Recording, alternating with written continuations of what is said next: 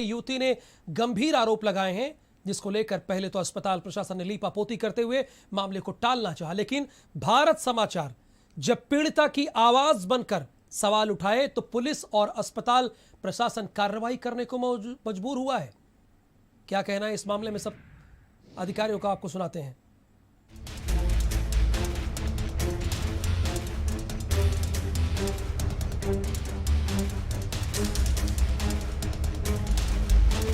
मिर्जापुर की रहने वाली एक युवती लिवर का ऑपरेशन कराने एसआरएन हॉस्पिटल आई थी।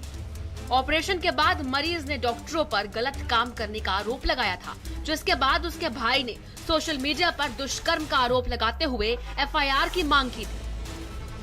पीड़िता के होश में न आने के कारण एफआईआर नहीं लिखी गई, जिसके बाद अस्पताल प्रशासन ने आनन फानन में 5 सदस्यीय जांच टीम गठित कर दी और जांच में सारे आरोप निराधार बता दिए।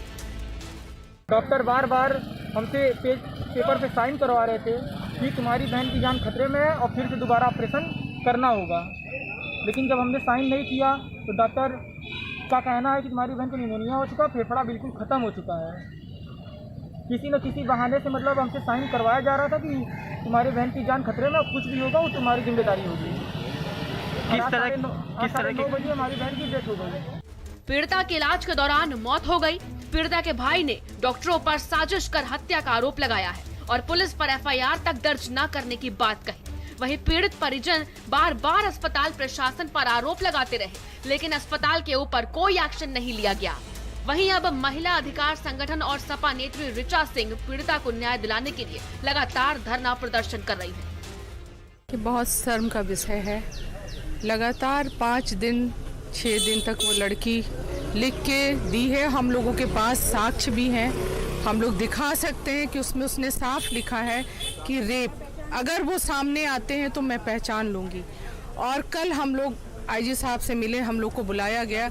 आईजी साहब ने साफ कहा कि मैं मुकदमा नहीं लिखूंगा, क्योंकि अगर हम मुकदमा लिखते हैं तो कल को कोई भी मेडिकल के डॉक्टर शाम को ऑपरेशन महिलाओं का नहीं करेंगे।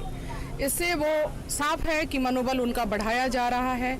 और बहुत दुख के साथ आज हम लोग कह रहे हैं कि आज वो बच्ची हम लोग के बीच में नहीं है। देखिए, बच्ची मर नहीं गई है। बच्ची के मरने का इंतजार इलाहाबाद का जिला प्रशासन, पुलिस प्रशासन और अस्पताल करता रहा।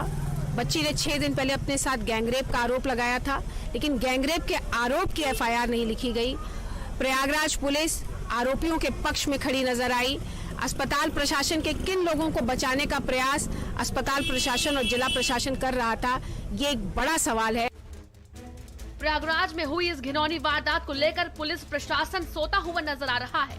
ना तो अभी तक पुलिस द्वारा अस्पताल पर कोई कार्यवाही की गई और ना ही आरोपी डॉक्टरों पर कोई एक्शन लिया गया। ये उनकी डेथ होना ये हमारे लिए बहुत ही दुखद बात है, हमारे लिए अफसोस की बात है, क्योंकि कोई पूरी टीम उनके लिए बहुत अच्छे से लगी थी, जी जान की बाजी लगा रही थी। इनको अच्छे से उसको ट्रीटमेंट दिया जा रहा था। उनका जब पेशेंट एडमिट किया गया था उस समय से उनकी कंडीशन नाजुक बनी थी, क्योंकि इंटेस्टाइनल परफोरेशन था। परफोरेशन के कारण जब आई थी उस समय शॉक कंडीशन में आई थी और उस समय इनको हीमोग्लोबिन भी बहुत कम था। उनको पूरी टीम ने, उसमें 4 सर्जन मौजूद थे, साथ में उनके द्वारा इनका ऑपरेशन किया गया। ऑपरेशन बहुत सक्सेसफुल रहा, लेकिन जो बीमारी थी परफोरेशन के कारण शॉक कंडीशन थी और पूरी बॉडी में इन्फेक्शन था, इसके कारण उनकी स्थिति नाजुक बनी हुई थी। सोशल मीडिया के थ्रू हमें प्राथमिक सूचना मिली थी। सूचना के आधार पर पूरी तरह से जांच कराई गई है। डॉक्टर्स की टीम ने भी इसके लिए जांच की है। सीएमओ ने मेडिकल की टीम लगाई थी।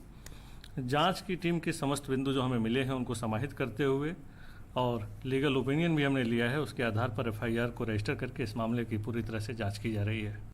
एसआरएन हॉस्पिटल में गैंगरेप पीड़िता के मौत के बाद 6 दिनों बाद प्रयागराज पुलिस की गहरी नींद टूटी है और पूरे मामले में एफआईआर दर्ज कर लिया गया है।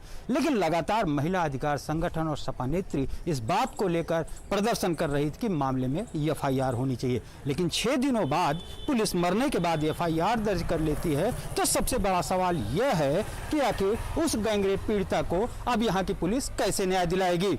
धीरेन्द्र द्विवेदी, भारत समाचार, प्रयागराज। लखनऊ